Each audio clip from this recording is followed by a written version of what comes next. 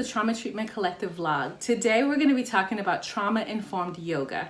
I have the pleasure of having our first guest on the vlog, and her name is Tiffany Halliday. Tiffany Halliday is going to tell you a little bit about her professionally, but I actually know Tiffany from when we were children. We grew up together. I think we met in middle school and ended up going through middle school all the way to high school together. Became really great friends to the point of having sleepovers at each other's house. And just spending a lot of time together. We grew up together.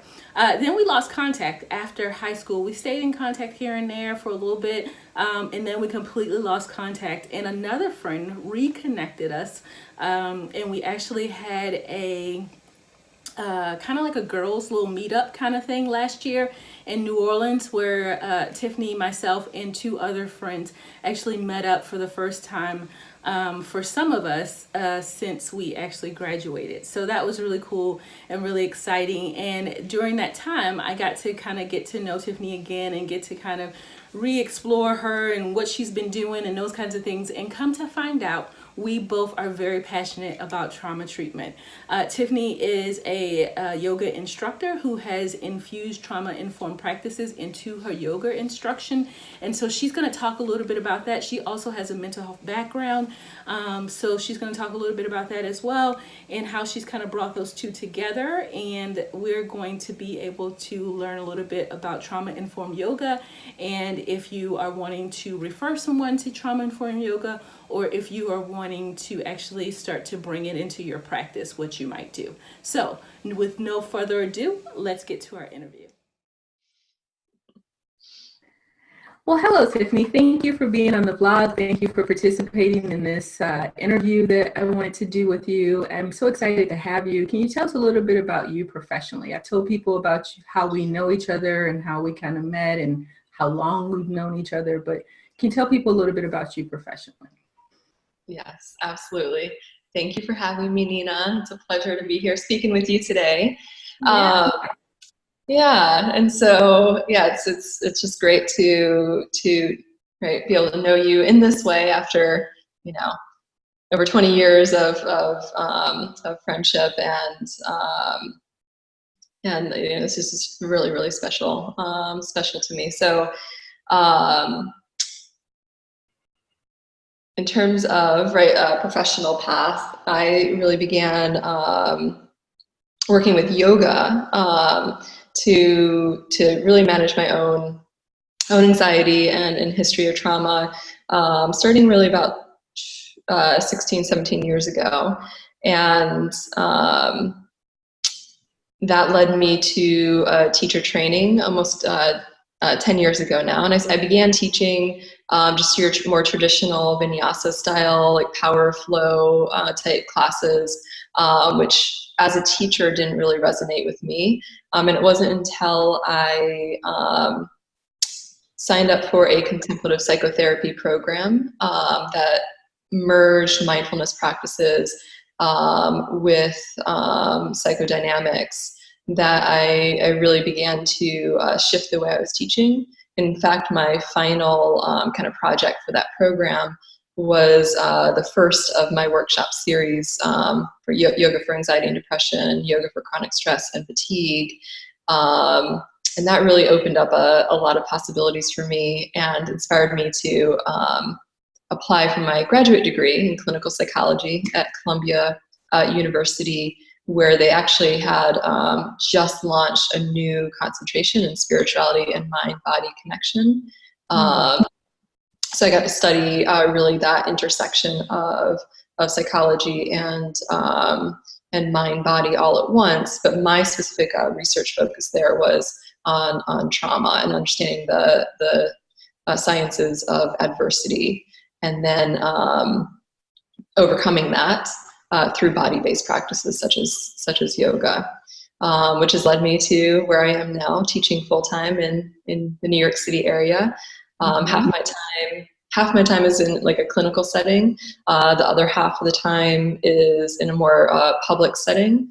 But really, the biggest chunk of that work is offering workshops such as the yoga for anxiety and depression, but now also right, 6 weeks series that really addresses trauma and loss in a self-selecting population of women here in the area. So yeah, that's what I do full time. Awesome. Awesome. Well, you talked a little bit about why you're passionate or how you became passionate. I'm assuming it's kind Yeah. of your own journey, kind of blending with your professional journey and kind of it all kind of meshing up. But is there anything else you want to say about that or? Oh yeah. I mean, as I alluded to before, I mean, the reason I even started practicing yoga was because I was struggling with pretty intense anxiety and chronic pain issues, and that really originated from like middle school, high school years. But I really first like started thinking about right, that mind-body connection when I was in 9th grade, actually. And without going into too many details, I I happened to get like my first kiss 9th grade, which was really sweet. But within like 24 hours, like literally overnight, that triggered this flood of memory that really changed how I felt in my body, changed my entire relationship with my body, and that triggered then this whole subsequent series of events that really led to like some pretty extreme dissociation and disembodiment. So my first foray into the research was when I was 16 and taking my freshman level English comp class for college at Longwood, actually in Farmville, Virginia, where we grew up. And we were, the only objective was, this is a research paper. It's learning composition, but we could choose any topic we wanted. And so the title of my paper was The Mind-Body Connection. And I, I'm going to date myself, and because there was no internet, really, I was a baby, it was a little wee baby. It wasn't like a thing. So I remember digging through all the stacks, at the library there, and really, trying to find anything I could on this mind-body connection. And the most of the research centered around the placebo effect, how the mind could really deceive the body and make it believe what it wanted to believe. I remember one study where this gentleman was diagnosed with a terminal cancer. There was nothing they could do, but he kind of like heard about this medicine that the FDA was looking to approve, but it wasn't yet approved, and he just believed it would work. And he went to his doctor and was just like begging, please, please, please. This is going to work. It's going to cure me.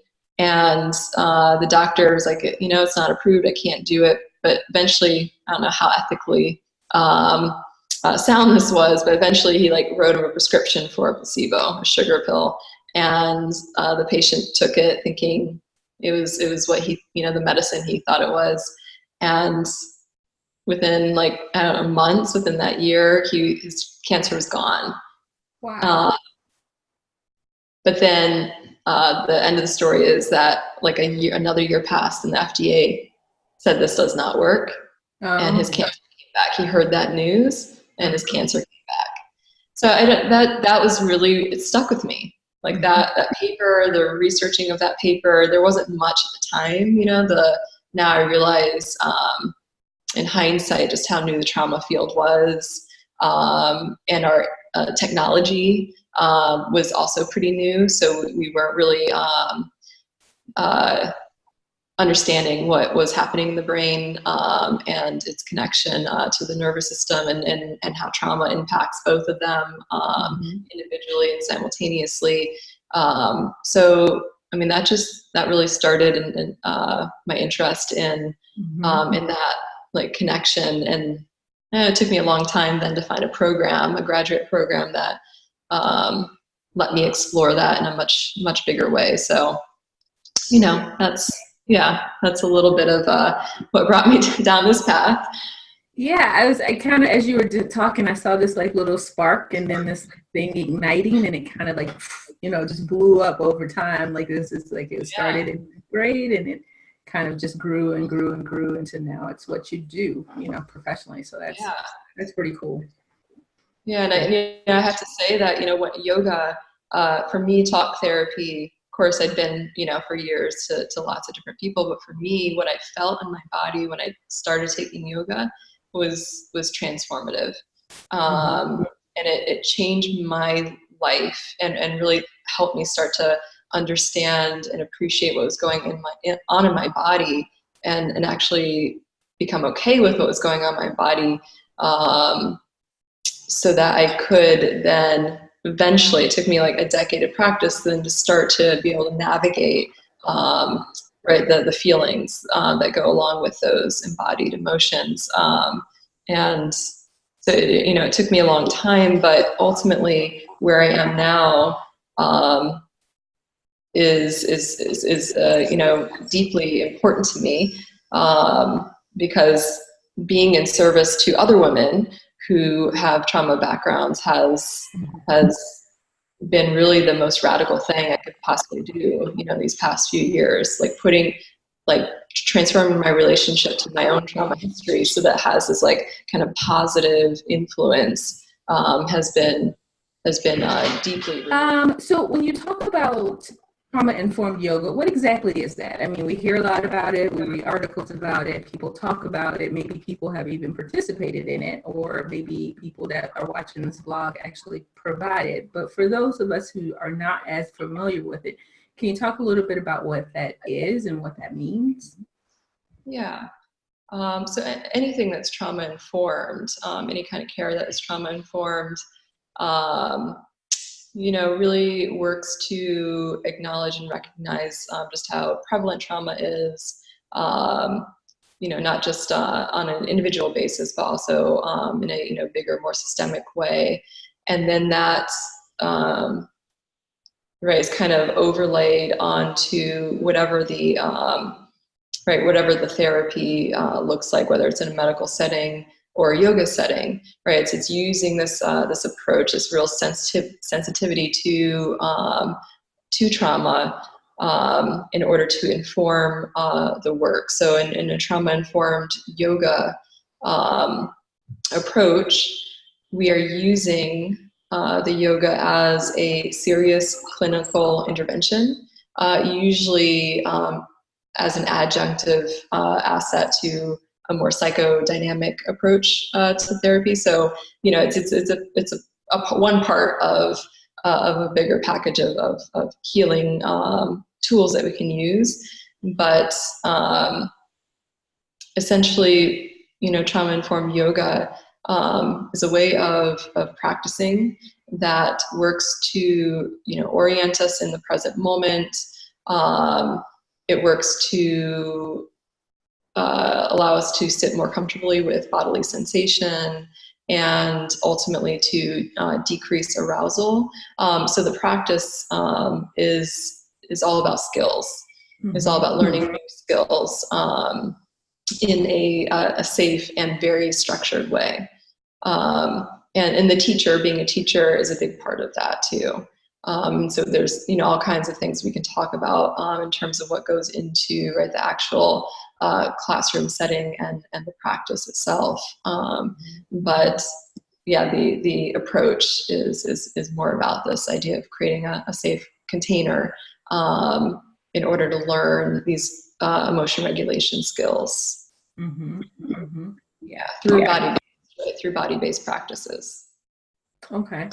So what are some benefits? I guess one of them you just talked about is being able to kind of set with the sensations and kind of tolerate those and start building capacity around those. I think another one you talked about is having that container of safety in a place that you can be safe in your body and to explore your body. Are there any other benefits that you think of when you think of, or you try, when you're talking about trauma-informed yoga that you really try to help clients to know about? Yeah, I would say the like kind of the two things work with or focus on in my classes is this idea of noticing what you feel and where you feel in your body, right? Like that's the number one part of the practice to me in this way, is just to take time to notice what you're feeling and where you're feeling in your body.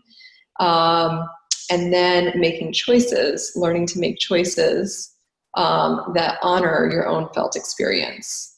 Mm-hmm. So really we're talking about autonomy, right? Like giving the student complete autonomy over their experience. Mm-hmm. And knowing that they do have choices, right? They do have choices. I think that's really my priority in all of my classes, right? It's just that kind of noticing and being with, and then honoring, right, yourself and what you're feeling, and knowing that you have choices always. Okay. Nice. Yeah. That's beautiful. I think that's a lot of, we try to do that in talk therapy or in more traditional kinds of, what we think of talk therapy but to be able to have that in a whole different setting, in a different way, that is totally without the words, but just kind of being with, sounds really beautiful. Yeah, it is. So when you think about, if we were referring a client, so like I am not not yoga informed at all. Like I don't practice yoga. So a beautiful and powerful thing that we can do as a supplemental service to the work that I do. So for me, or for people like me who are referring clients, what are some things that we need to pay attention to? What are some things that we need to know when we're trying to get clients to have a pleasant experience if they were coming to someone who's doing trauma-informed yoga? Okay.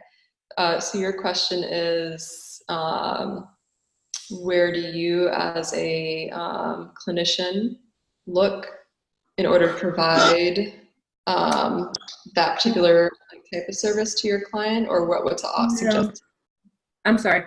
No, not exactly that. More about like if I'm referring out. So like I'm saying, hey, okay. I want you to go to this service. Like what kinds of things do I need to either tell them to look for, or what things do I need to look for to actually build a referral source or referral connection to a yoga instructor? Are there things that you would encourage if I'm working with a trauma client that I make sure are there for them to have a good experience?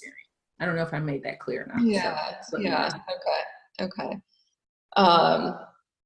So in terms of looking for, identifying a trauma-informed yoga instructor, I mean, there are two pieces. The person, obviously has to have a strong, yoga background, and I think a certain amount of experience with, working with bodies in general.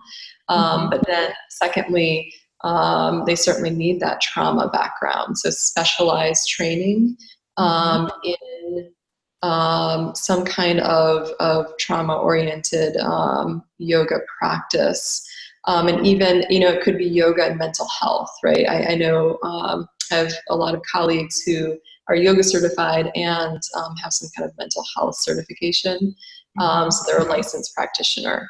And I mean, those are really both very important when you're working with trauma and wanting to refer anyone out, is that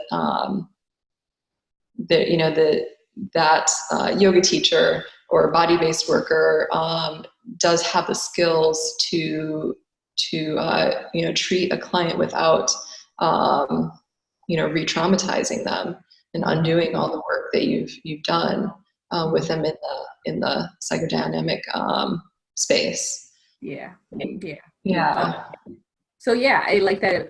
It's either you're going to have someone who's a trauma practitioner or some psychotherapist that has that yoga add-on, or you're going to have a yoga person who has that mental health add-on. Like that's the best kind of combination to have for our trauma clients. The other thing I was going to say is so say for instance, I'm listening to you and I'm like, oh, this is so beautiful. This is lovely. Like, how do I even begin to think about incorporating this into my clinical setting? Like, how do I become, trauma yoga or trauma informed yoga practitioner, or however that, what's the terminology? What's the appropriate terminology? Yeah. So you're looking for perhaps like resources for yourself in the clinical setting, like wanting to start to incorporate like mindfulness or body-based practices into your particular setting, even without being a yoga teacher or certified yoga instructor. I mean, yes. Is it both? I mean, could you do that without being a certified yoga instructor? Or I'm sure you could go ahead and just go all the way and just become a yoga instructor.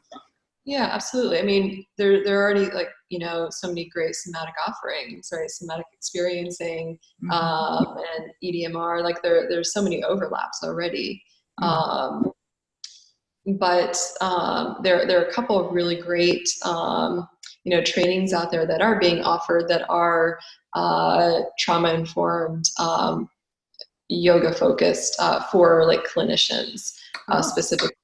And I recently took a really great one that's being offered by a woman named Natita Gessel, and she offers the trauma conscious yoga method training, but she's a clinician and a longtime yoga teacher, and she developed this training specific to other clinicians who are wanting to incorporate yoga practices into their office space. And so I took the training, and it was actually mostly like social workers in the space, and mostly private practice figures, and they just wanted a few tools. Like they wanted to understand how it might work, what that session might look like, how you make the transition from talking to someone to offering them a way to get into their body. And it was really powerful and really insightful. And she of course draws on like psychotherapy, a lot of psychotherapy practices, including somatic experiencing and EDMR, and has really woven them together well in terms of using the body, using the breath as a way to treat trauma in the clinical setting. So I think her training is really tailored to that. But there's also a lot of resources out of the Trauma Institute at Brookline. They do trainings as well for clinicians. So those are great resources, and I think there's more out there as this is becoming kind of a bigger field, which is great. Yeah, and I'll definitely put those links in the description so people can kind of check them out and see what else is out there. So anything else you feel like is important for us to know about trauma-informed yoga, the practice of it, if we are clinicians who are wanting to help our clients to get into that, like anything that's important that you think we should know? I mean, I think, one of the most important things to remember is, since yoga has become so, trendy and really mainstream, is to remember that trauma-informed yoga is something very different. And, again, is a serious clinical intervention that should not be just offered by anyone in any particular setting. There's a lot that goes into offering these body-based practices in a very safe and contained way. So when thinking about making this kind of segue from the psychodynamic space into the yoga space, just as you would, any clinician, you really want to find someone who is highly skilled and experienced in both using body-based practices, in a trauma-informed way. So, that's, I think, to me, one of the most important things to remember is that, yoga is such like a toss away word nowadays. In the market is so saturated with all these different ways of practicing yoga. but it's its own psychology, right? We just think about moving the body, but there's so much more that we're more to yoga than just moving your body, especially when we're looking to use it as a way to resolve trauma. So definitely just want to keep that in mind when we think about this term, trauma-informed yoga. I think that's good advice. Thank you. So now when you're thinking about people, you've mentioned a couple of times like workshops and things that you offer. Are there ways that people can connect with you, like a website or social media or anything like that? Like if they want to just kind of get connected more with you or participate in maybe one of your workshops or something like that? Yeah, and I'm happy to always be a resource too, just for people wanting to understand a little bit more about it, or wondering, where and how they can access right, these trainings, or just the network, right, building a network, which I think is great. Always great to have a network of people that you can talk to and collaborate with. So for anything we've talked about, happy to connect via my website, tjhalliday.com. And I'm always trying to keep up with the Instagram, social media. So you can find me there too. I'm trying. But yeah, I usually try and keep up, certainly with all the offerings that are here in person in New York City, but then I do actually leave the city and offer them at other studios. Happy to come and do I actually lead trauma-informed yoga trainings for teachers who are wanting to better understand trauma and just become more aware of how trauma might show up in an open public yoga class. So I love teaching people about trauma in general. So I'm always happy to lead in that way. Okay. Just website, social media, the usual. Okay. I'll put those links down in the description section so people can easily click on them and connect with them if they so choose to connect with you. Well, thank you. I appreciate your time. I appreciate you sharing your wisdom and your knowledge with us and just connecting with us in this way. So I can't say thank you enough. And that's it. We'll say goodbye. Take care. Thank you, Nina.